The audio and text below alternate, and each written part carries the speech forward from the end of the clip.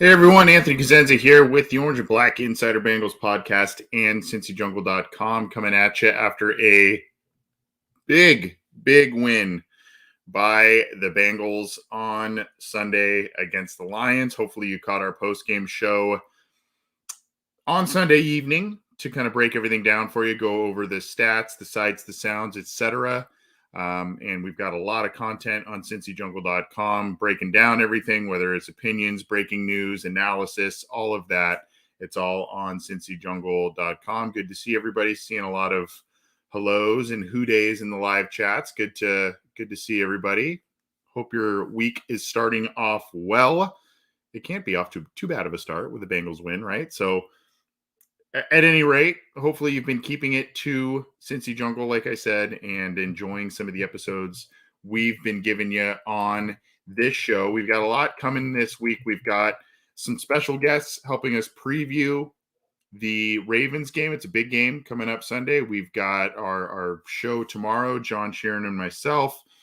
We are also, he and I are making appearances on a couple of other shows, both Bengals and Ravens podcasts. So we'll put that information out there for you as well. So you'll want to check that out. And then, of course, we'll be bringing you fantasy football advice this week and some listener questions live, all kinds of different things. We've got a lot of stuff on tap for you. So hopefully you are eating all that up and enjoying it.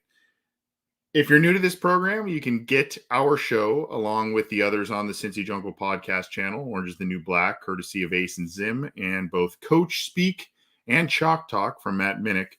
All are on every major audio platform, whether that's iTunes, Stitcher, Spotify, Google Podcasts, iHeartRadio, all of them. You can subscribe there, get all of our shows as part of the Cincy Jungle podcast family, and download them there. Leave us a review there. And then, of course, we have our show right around here. There's an icon to subscribe to our YouTube channel. Click that to subscribe. And then, of course, you can click the bell to be notified when we go live. Well, this is the water cooler chat, the Happenin headlines, whatever you want to call it. We've called this thing like a couple of different things. So I don't know.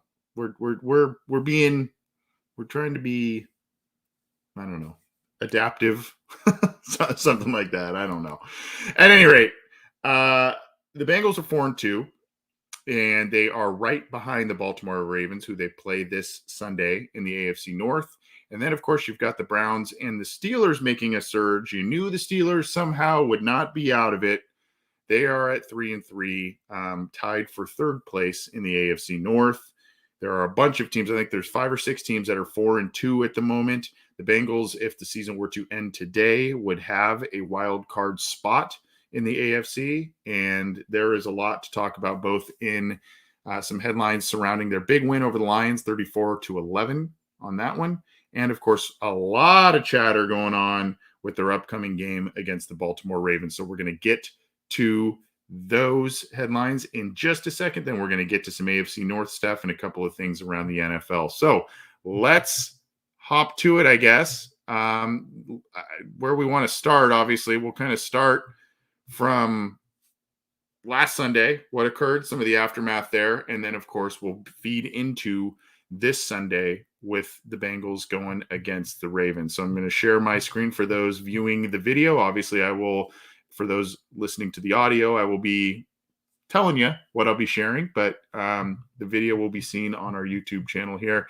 Here it is. I mentioned this on the post-game show. Joe Burrow making history, NFL history versus the Lions. He joins Dan Marino in a very exclusive club. What club is that?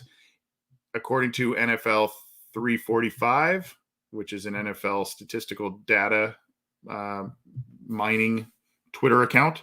With 3 touchdown passes in today's Bengals victory, Joe Burrow joins Pro Football Hall of Fame quarterback Dan Marino as only first or second year quarterbacks with 2 touchdown passes in each of their team's first 6 games of a season in NFL history. Did you catch that?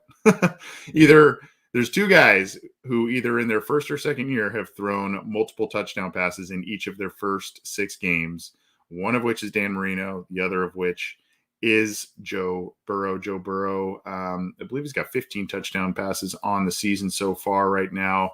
against 7 interceptions. The interception total's up there a little bit. I think, that performance against the Bears kind of shot that up a little bit, but he is turning the ball over a tiny bit more than you would like, but still throwing a lot of different touchdowns to a lot of different players too. A lot of guys getting involved and getting touchdowns this year. Of course, through the touchdowns last week to CJ Uzomah, Joe Mixon, just getting a lot of different guys involved there. So it's a really good stat. It shows that Joe Burrow is showing quite a bit of promise and a lot of doing a lot of good things for the Cincinnati Bengals offense. So in the elite company there is Joe Burrow, joining Dan Marino in that specific statistic.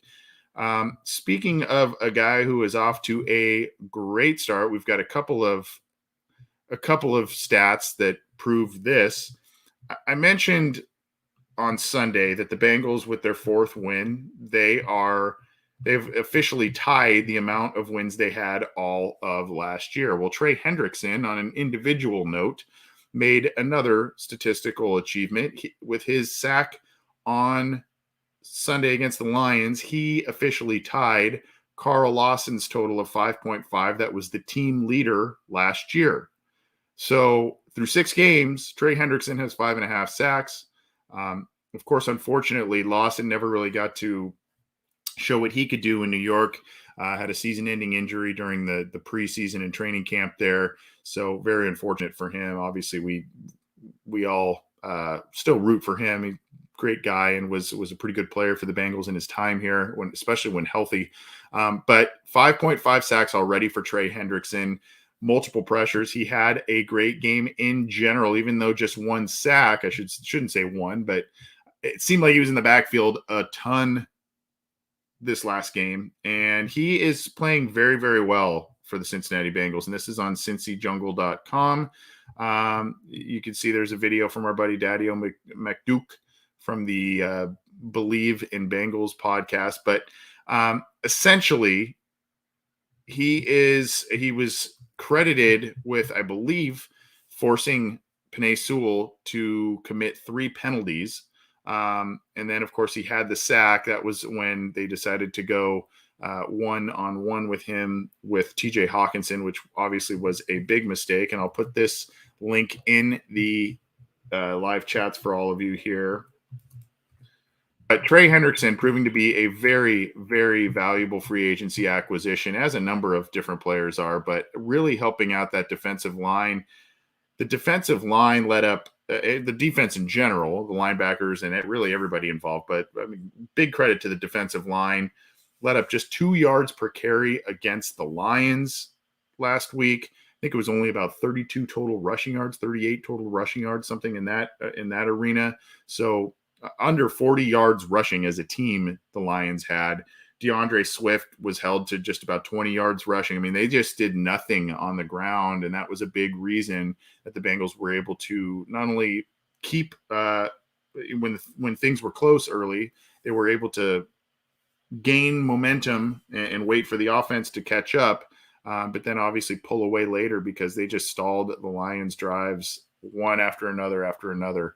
So it really, really, really good performance by the defense, and Trey Hendrickson, a big reason for that. Here is a tweet that was put out by one of our favorite follows on Twitter, Andrew Russell, who does work for Pro Football Focus at PFF Andrew R. The Cincinnati Bengals defensive line has officially eclipsed their NFL season sack total from a year ago in just 6 games.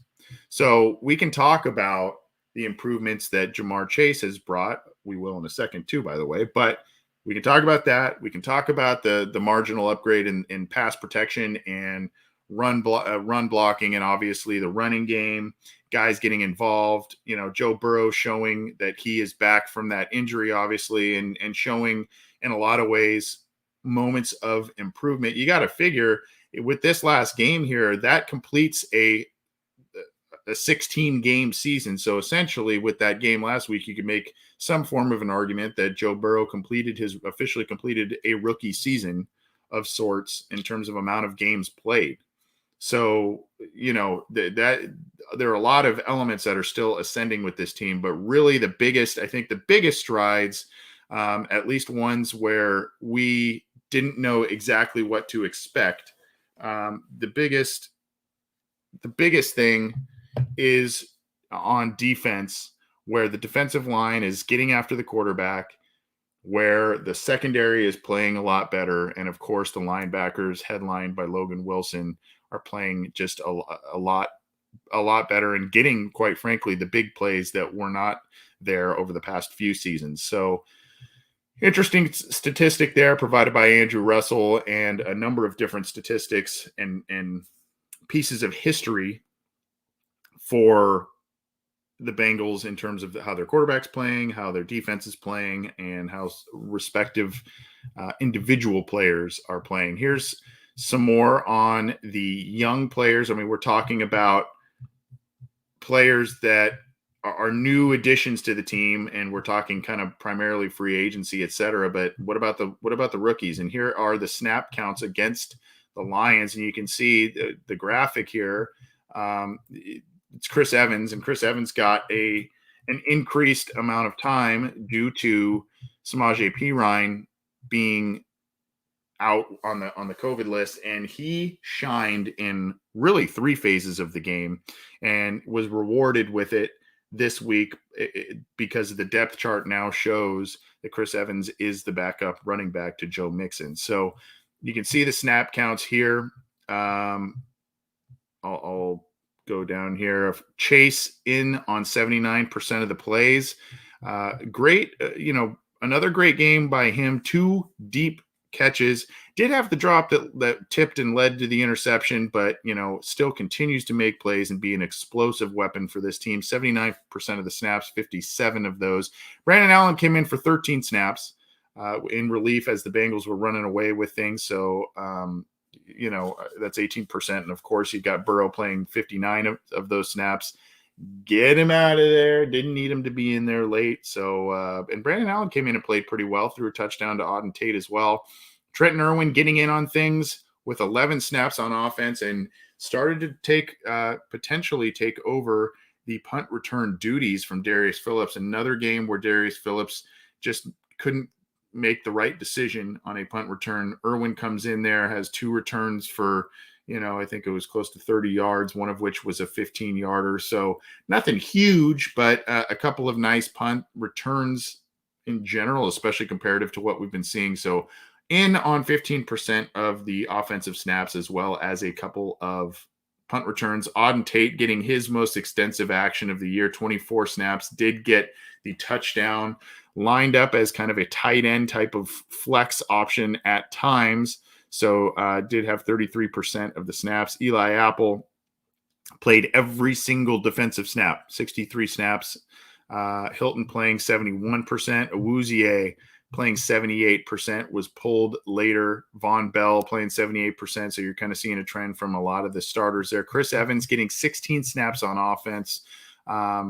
Just a really, really versatile day from him, a productive day, had the touchdown catch, a couple of nice runs, and you saw him pick up a blitz nicely on one of the throws to Chase there. So really, really nice game by Chris Evans and a deserved promotion by him. Joe Mixon getting 45 snaps or 62%, not only because he was splitting with Evans, but was pulled late because Evans got some more snaps, and then you had Travion Williams coming in. Speaking of Travion Williams, we'll kind of skip down to him. He had 12 snaps on offense. Jalen Davis getting in late, 14 snaps. Joe Bachie was in there and made a few tackles while he was in there, the backup linebacker. 14 plays or 22% of those. Marcus Bailey only in there for 4 plays, 6%. A little surprising given the backups playing, and of course that Jordan Evans went on IR there. So a little surprising about Bailey on that one. Logan Wilson playing 71%. Trey Hill in and out of the lineup, got the start, and then was put back in later, played 49 snaps. Interestingly enough, he was pulled. He had some bad snaps early. He was pulled, yet he had an overall PFF score in the mid-60s. That's not outstanding by any stretch, but pretty respectable, especially for a guy kind of getting his first start and first extensive action. So interesting how that ended up working out for him on that one. Ogunjobi, 60% of the snaps. Trey Hopkins in 59 snaps, or 82% of them. Quandre Spain stayed in the entire game and had an outstanding game on that one. Riley Reef struggled a little bit, played all snaps, as did Jonah Williams, playing all snaps. He obviously had a more steady game than Reef did on the right side. Fred Johnson getting his first action, 13 snaps. Isaiah Prince in there for 10 snaps. Carmen was in there, actually had a good overall Pro Football Focus grade. Unfortunately left because of the illness situation. We'll talk more about that. 32%. See if anything else is noteworthy. BJ Hill in there for 51% of the snaps. Hendrickson only in there for 40% of the snaps. 25 total snaps. So that's interesting to me, especially with how productive he was. But at any rate, you can kind of see again, they're mixing things up all over the place on the defensive line and in that rotation up front, trying to mix and match a lot of different players in and out of there. That's some of the snap counts there on CincyJungle.com. I think I put that in the live chat. I'll put it in there again for you. I'll put it in the live chat for you just one more time in case. And then, of course, you've got this. We talked about the rookies and Ja'Marr Chase playing well. This graphic is from Fox Sports, excuse me. Most receiving yards in the NFL. Not so surprising who number one is, particularly with his 200-plus yard receiving day against the Cincinnati Bengals. But look at number 4, Ja'Marr Chase. Not just leading rookies, not just leading, a certain segment of players at the position. In all of the NFL, 553 yards puts him 4th behind Devontae Adams, Cooper Kupp, and Tyreek Hill, and ahead of Deebo Samuel. So continuing to point to Ja'Marr Chase having an outstanding rookie season. He is 4th currently in the NFL in receiving yards at this point right now. Here is a power ranking roundup post on Cincy Jungle going around to some of the major outlets showing where the Bengals have moved, if at all, after this win against Detroit. I kind of was a little surprised about some of these rankings here, but what have you? Let's kind of look at it. I don't know. ESPN number 11 up from number 14, so that's pretty high. NFL.com number 11 up from number 13. Sports Illustrated has them middle of the road at number 15. The Ringer has them at number 11. Yahoo Sports has them at number 12 up from number 15. Bleacher Report has them in the top 10 up from number 11. NBC Sports has them at number 14 from 18. Sporting News has them at 10 up from 11. So I'd like to hear what you guys think about where the team should be ranked in terms of power rankings. Sports Illustrated really kind of says what most of the doubters out there would say about the Bengals. Here's an excerpt from that. They haven't taken out any world beaters, but good teams beat bad teams. And the first 6 weeks of the season have proven that the Bengals are, at the very least, not one of the bad teams anymore. Joe Burrow is back on track to become a franchise quarterback, but more impressive is the continued emergence of Lou Anarumo's defense, which continues to be more than the sum of its parts. So it's kind of like, is that complimentary? I can't really tell. But at any rate, the Bengals are kind of mostly in the 10, 11, 12 range, moving up, with a couple like that of Sports Illustrated putting them in the middle of the pack in terms of power rankings in the NFL. So cool roundup post on CincyJungle.com talking about that. We talked about a number of the Bengals free agents already, namely Trey Hendrickson doing pretty well for the team. Some new faces. We talked a little bit about Quandre Spain, but now we got to give him a little bit more credit. Quandre Spain and Chidobe Awuzie make PFF's Week 6 Team of the Week, and they are playing really, really good football and did so here. And Awuzie, after the game, said that something to the effect of all of his prayers when he entered free agency were answered in terms of what has transpired in Cincinnati and how good of a fit he feels it is, how valued he feels in Cincinnati, and that he's playing some of the best football he has ever played.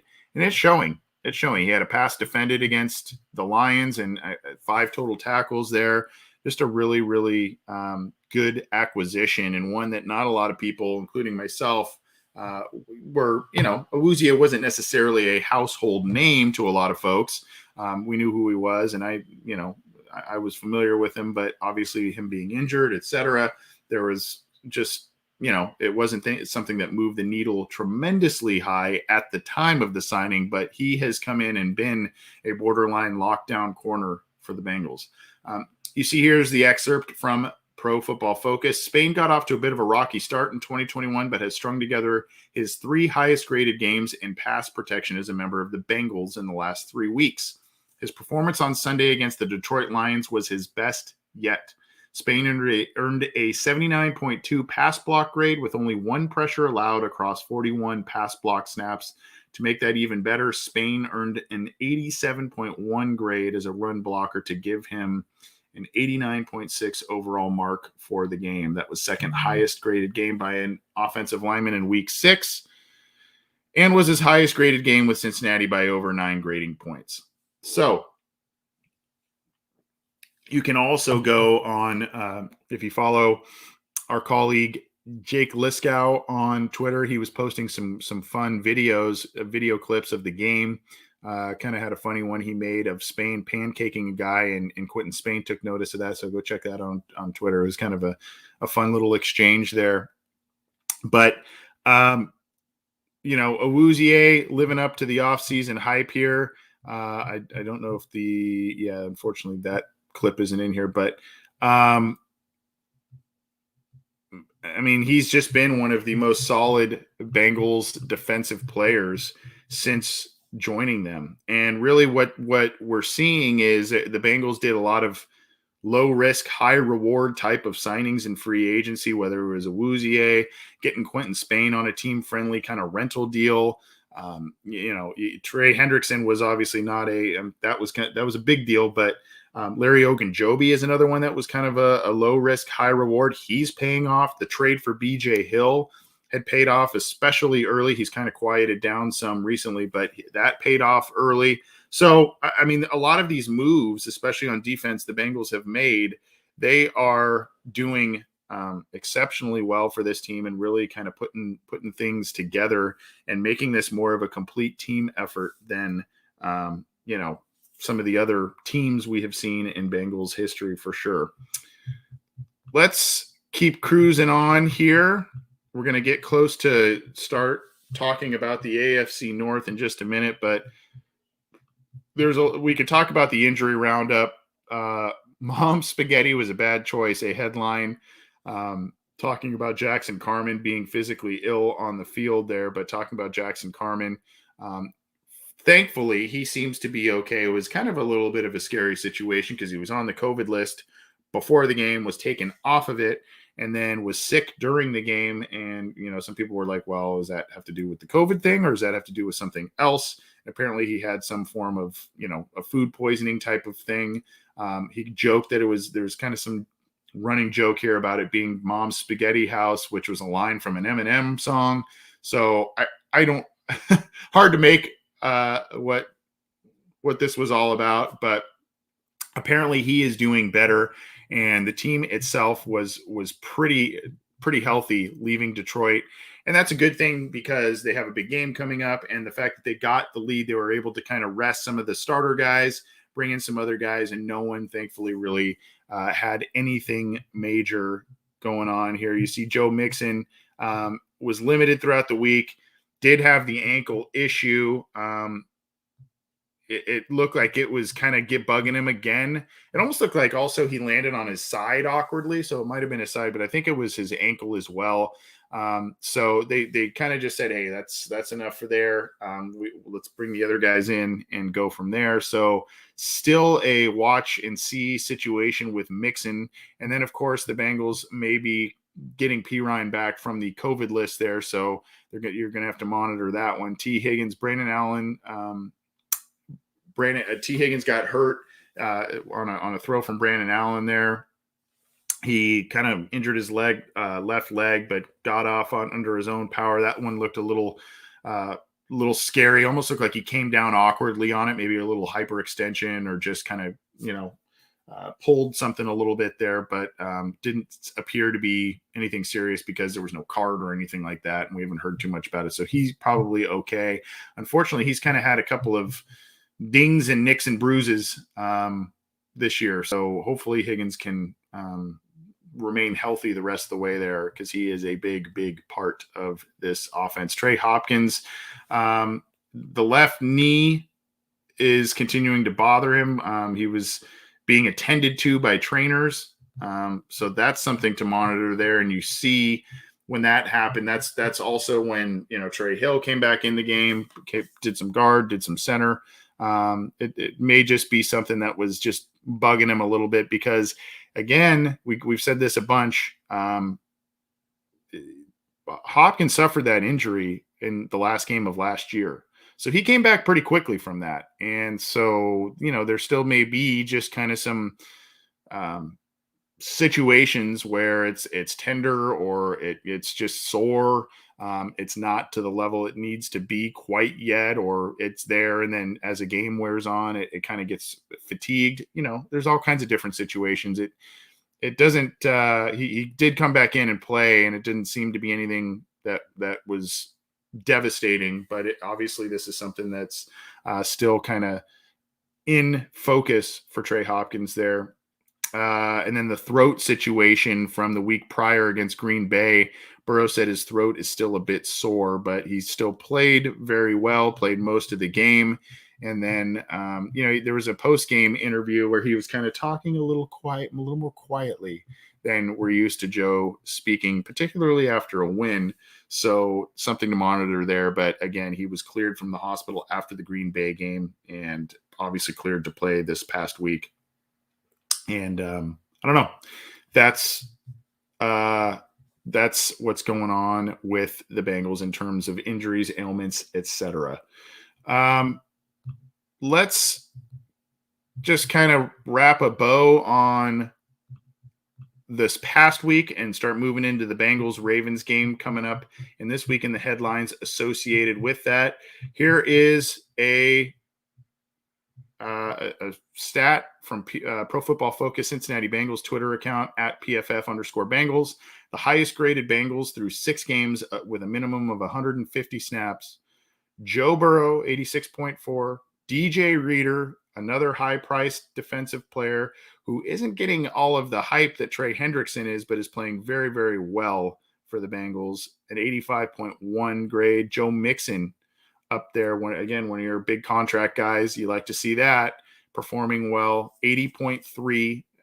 BJ Hill still up there doing well, 79.2. And Jamar Chase, your number 5 overall pick, as the 5th best PFF score overall on the year through the first 6 games. He has a 78.4. So that is some good news. And, you like to see a good mix there.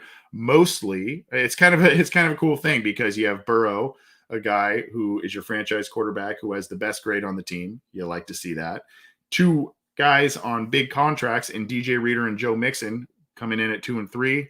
BJ Hill, a guy you swung a trade for right before the season starts, is number 4. And then your first round pick is your 5th highest PFF scorer on the year. So you got to like that for sure. Let's go to the Bengals and Ravens, the headlines associated with that. But before we do, I want to tell you all what's going on with Symbol, in case you have not heard. SIMBULL.app/OBI. That is our partner for the regular season. I'll put the link in the live chat. If you use the promo code OBI, you get a special incentive upon signing up. Use the promo code OBI, sign up with them with at least a $100 deposit, and that becomes a risk-free deposit for 90 days, meaning if you end up losing money, which, you could, but, there's a lot of people making some money on this thing.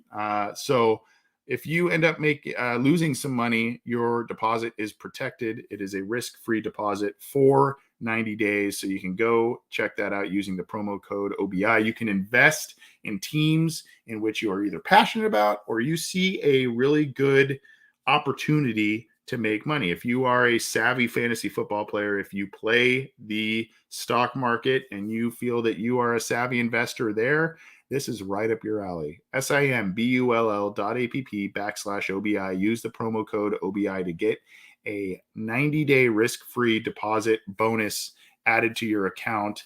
And you make sure you got to use that promo code, though, for sure. OBI, of course, short for Orange and Black Insider. Go check out Symbol. Happy to be partnering with them once again this regular season. Did you know the Bengals have a big game this week? The Cincinnati Bengals play the Baltimore Ravens in Baltimore this week, and there are a lot of interesting headlines starting to emerge about this game. While this one isn't overly interesting, but it is worth noting, the Bengals open as 1-touchdown underdogs in the Week 7 matchup against the Baltimore Ravens. A bit to be expected.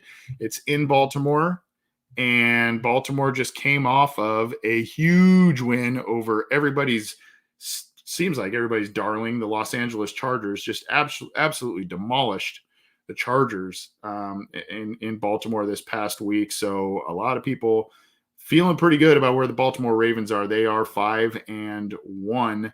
Had some close calls this year, including the game against Detroit, including the game against Indianapolis on Monday night. So they've had some close calls this year, but have somehow overcome all of the injuries, particularly at running back, and have the top record in the AFC. So kudos to them. I know we don't really like them as Bengals fans, but they are a well-run organization. They are always very competitive. They are seemingly always in the playoff race, and this year is no different despite all of the hurdles they have had to overcome.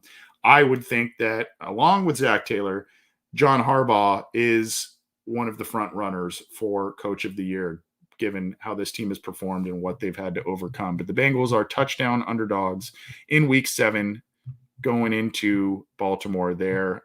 I don't think that's overly surprising for a lot of folks. Speaking of Zach Taylor and John Harbaugh, do you see how I segued that right there? Gosh, that was just a beautiful, beautiful podcast move by me right there.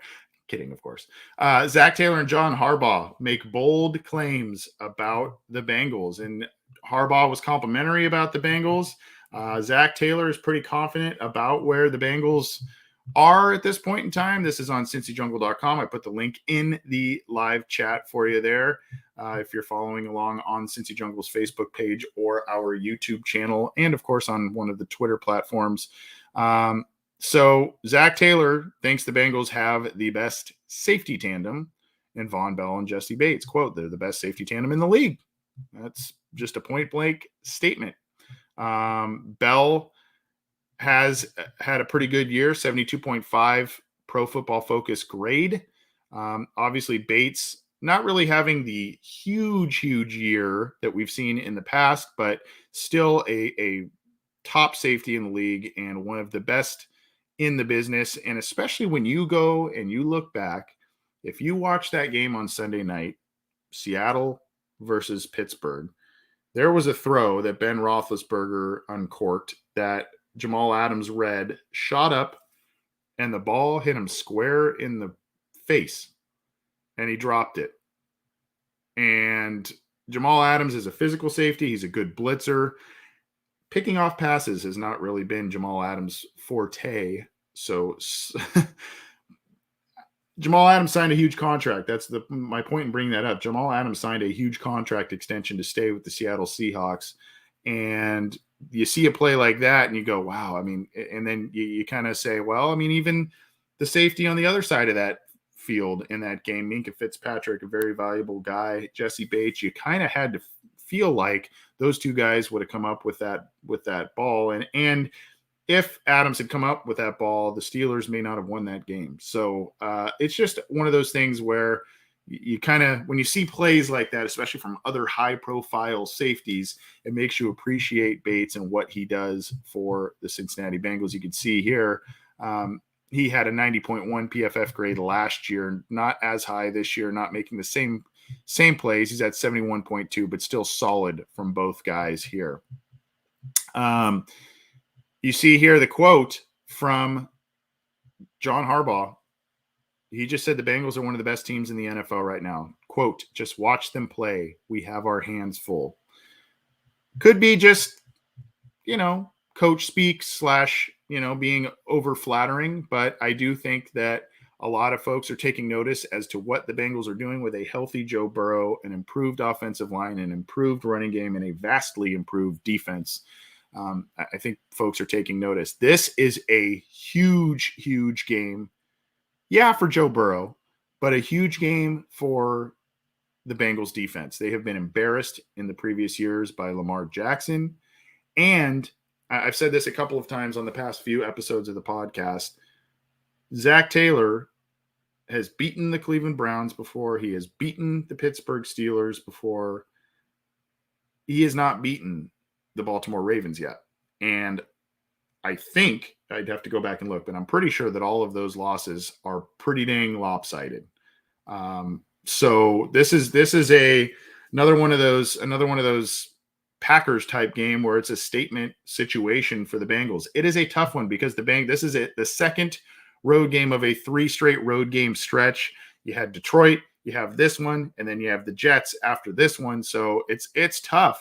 But this is one, if the Bengals are going to keep clawing at things in the AFC North, pardon the pun, and or be in the playoff picture late, these are the types of games they're going to need to start learn how to win. They need to go on the road and beat an elite team. They need to go on the road and beat a tough divisional opponent. They also need to do the same at home, but these are the types of situations where you need to start grabbing the occasional win and putting yourself in the conversations as one of the better teams in the AFC. So they can do that. I think the Bengals have a really good shot at shocking a lot of people this week, but at the same time, this is a very, very good Baltimore Ravens team, despite all of the personnel losses that they have had to suffer.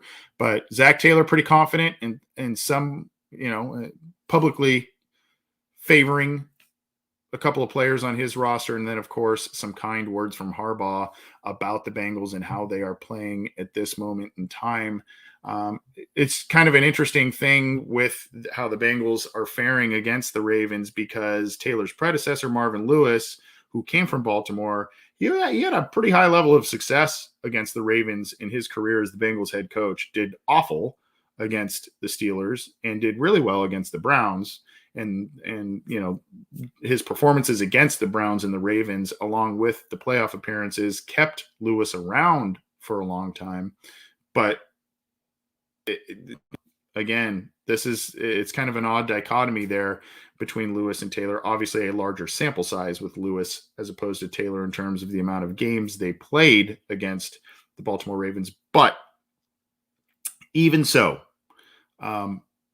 this is a big game, and another one of those barometer games to see exactly how far the Cincinnati Bengals have come. They were pretty close. They were pretty dang close against the Green Bay Packers, another one of those measuring stick games.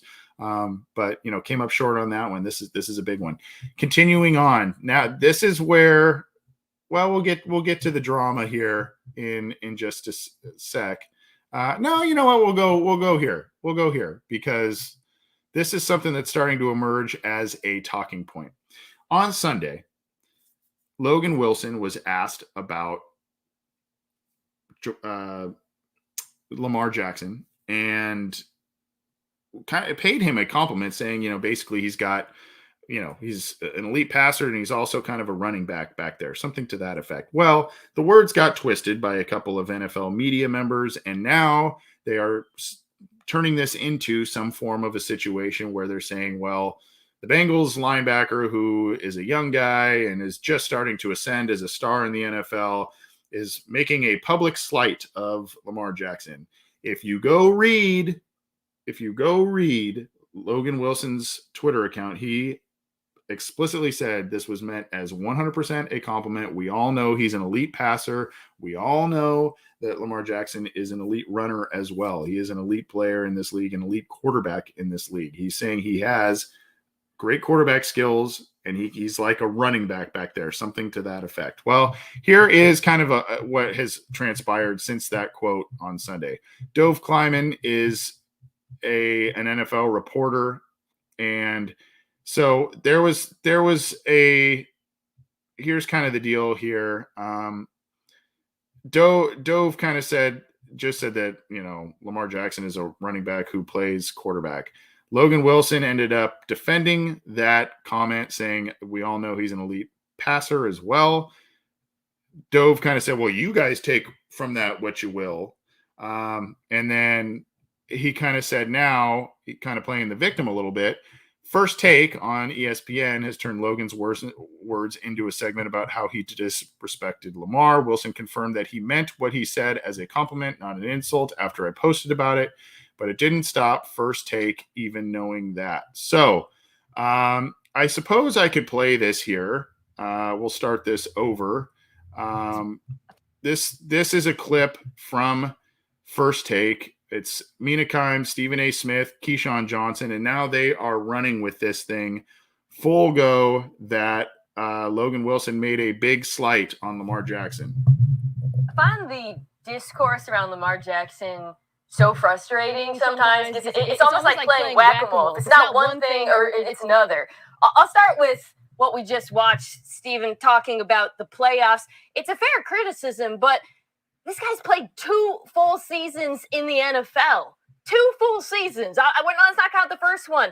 Cut him some slack. I mean, your beloved Kyler Murray hasn't even been to the playoffs at this point. It's always, can he play from the pocket? Even though in 2019 he ranked 2nd in QBR from the pocket, he's crushing it this year. Can he lead a comeback? Even though, again, most quarterbacks struggle with comebacks. Finally, that narrative has been shot this season after he's led these incredible comebacks. It's like the goalposts on Lamar Jackson get moved so many damn times they're in the bleachers at this point. I feel like we can't just appreciate his greatness, is constantly nitpicking over and over. I like a lot of I like the show in a lot of respects. First Take. I like the host. I like the contributors on that show, but they are running with this comment. There were some more comments by Keyshawn Johnson and others that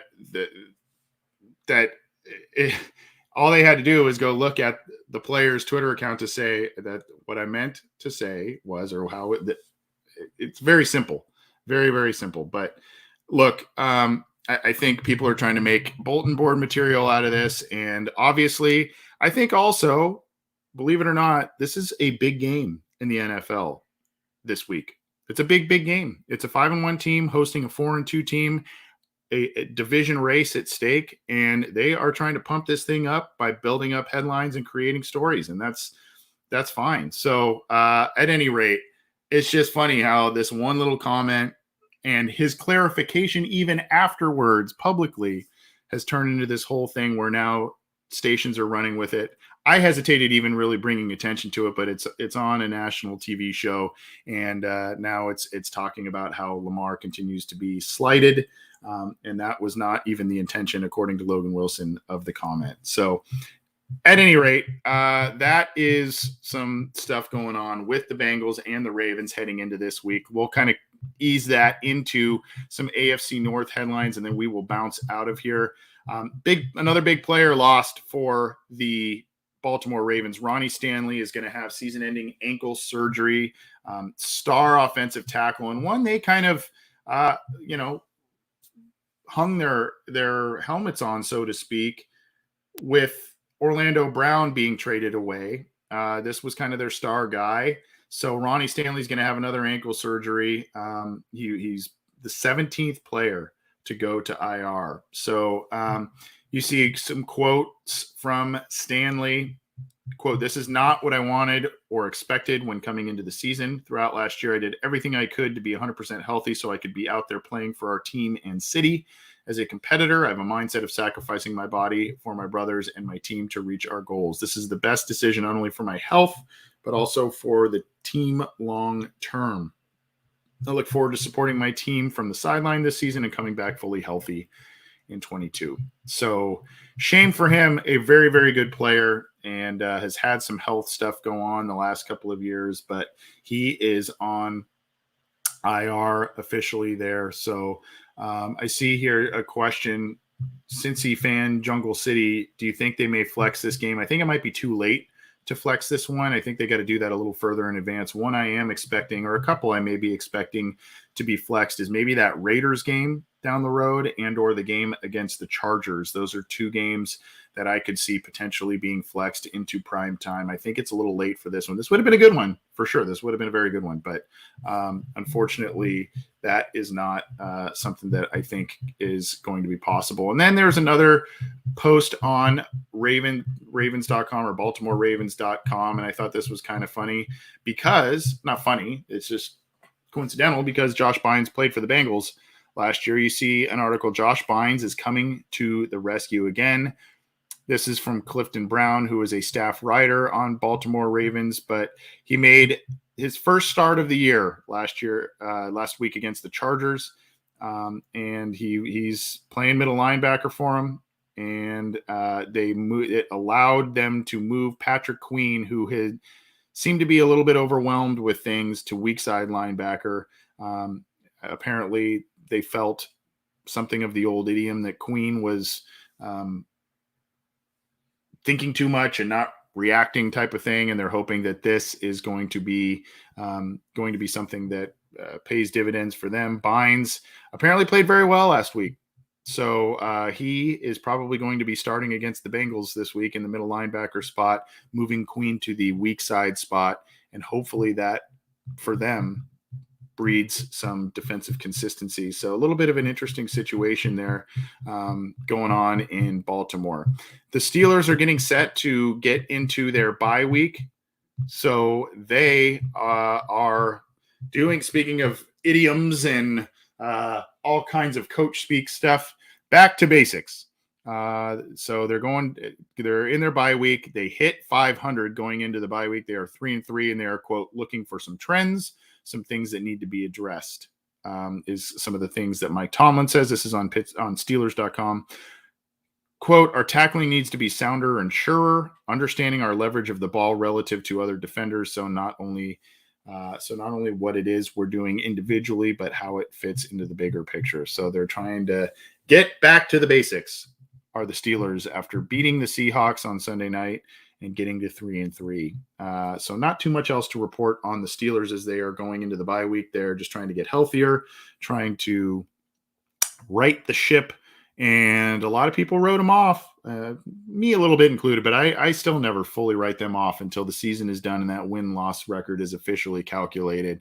So they're 3-3, and they're hanging around a little bit. They don't look very impressive at 3-3, but that's where they are. They're right there. So that's something to keep an eye on for sure. Moving into Cleveland Browns news, man, this team is beat up right now. They took a bad loss against the Cardinals at home this last week. Baker Mayfield, his injury got worse. Kareem Hunt got injured. We'll talk about that in just a second. Just a laundry list of injury issues. Nick Chubb missed the game last week with an injury. So just a laundry list of issues in terms of injuries to important players. A lot of players in the secondary nursing injuries. So Baker Mayfield says he expects to push through the pain and play Thursday. So short week also with all of these injuries for the Cleveland Browns. There was also a tweet that Baker Mayfield basically said his left, I believe it's his labrum, is fully torn, and there's some other issues also going on with that. He had the issue going into this week, and then he took a hit and landed very, very awkwardly on that left arm, left shoulder area, and was in pretty intense pain. So that's just something I guess he's going to try and deal with throughout the season, unless it gets just unbearable. who knows if he is going to look to do something in the offseason in terms of repairing that. Again, he's going to play this Thursday. At least that's his expectation. And he has said that basically, that the labrum's torn, and there are a lot of different issues going on in his left shoulder. So I would assume, obviously, if it was his throwing shoulder, we'd be talking about a different situation. But since it's his non-throwing shoulder, he's going to try and play through it. We'll see how successful he is about that. Here is a post on Cincy Jungle talking about a former Bengal and a Cleveland Brown. Kareem Hunt does suffer an injury. AJ Green had a good game against them. Helped my fantasy team actually out, and helping his career resume out. He's battled some injuries the past few years. The hope is that, he can be on a team that goes pretty far, can put up some stats and help them win and get back into that rightful Hall of Fame conversation, and showing that he has something left in the tank. And unfortunately, it's fortunate and unfortunate. He needed kind of a different change of scenery and out of that system. The Bengals needed someone who is younger and can provide explosive plays. And both the Bengals have benefited with Jamar Chase, and AJ Green has benefited being on a now 6-0 Arizona Cardinals team and contributing to that. So congratulations to AJ Green doing good things with Arizona. It's still weird seeing him get plays made and all that kind of stuff on a different uniform. It's weird. And some of the catches he made, the touchdown he made, the 14-yarder against the Browns, it was just like vintage AJ Green, a little fade thing in the corner of the end zone. And you go, man, that guy used to torch the Browns all the time for the Bengals. And so interesting. He had 79 yards. So, and the touchdown.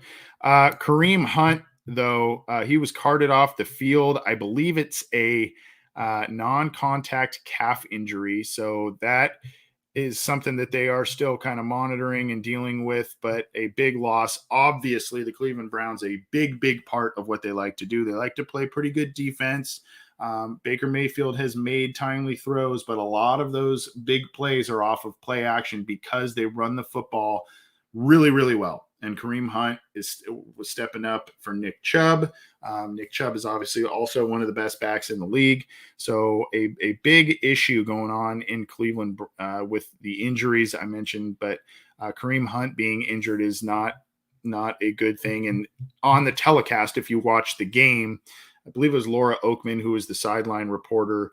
She had said that, she had heard that he was in the tent on the sideline there being tended to. There was some crying and some other kind of visible emotions that were being exhibited there by Hunt. So not a good situation for Cleveland in terms of the injury stuff. A lot of injuries, and a lot of them accrued in that game this past week, this past week against the Cardinals.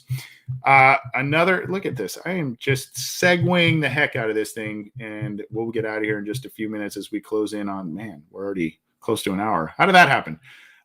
Here is Von Miller. And I saw someone asking, who do the Browns have on Thursday? This is who they have, the Broncos. Von Miller guarantees, quote, a couple of sacks against Browns tackles. I'm going to kill him, I believe is what he said about Baker Mayfield. So he's calling his shot, multiple sacks on Thursday night. Quote, I will play well in this game. I'm going to go off. It's going to be a good game for me. I don't want to guarantee a win for my teammates, but I guarantee I don't want to put the pressure on those guys this time. I put the pressure on me. I'm going to have a great game. I'm going to go out there and play well, get a couple of sacks. So he's calling his shot. The Broncos started 3-0 and have since lost 3 straight. So I think this may be something from one of the best pass rushers to really ever play. Veteran guy trying to get something to boost his team's confidence and get them back winning. They lost a tough one against Las Vegas this week. And like I said, they started off 3-0 and have since fallen to 3-3. So the Broncos take on the Browns there. And as I said, the Browns are pretty beat up, and Von Miller thinks he's going to take advantage of a lot of situations there.